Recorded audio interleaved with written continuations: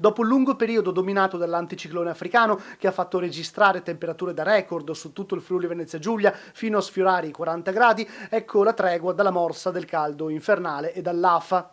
Le precipitazioni e i temporali sparsi su tutta la regione, diramata dalla Protezione Civile l'allerta gialla fino alle 6 di domani, porteranno a un abbassamento delle temperature, facendole rientrare nella norma del periodo.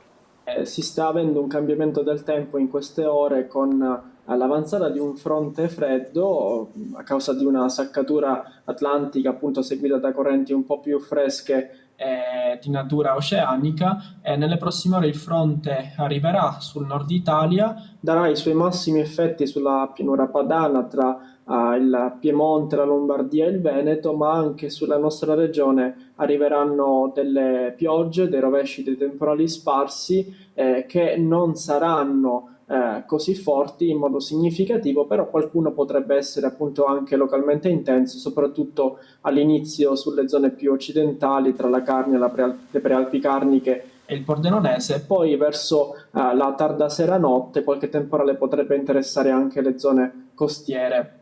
sia della laguna che di Trieste. Questo sarà accompagnato dal flusso di correnti più fresche sotto forma di venti prima da nord, anche sostenuti con raffiche probabilmente fino a 50-70 km/h in pianura, poi nella notte subentrerà la Bora che soffierà anche sostenuta a Trieste con raffiche intorno ai 70 km/h. Il sole tornerà già da domani, giornata per la quale sono previste ampie schiarite, ma le temperature rimarranno stabili e nella norma almeno fino alla fine della prossima settimana.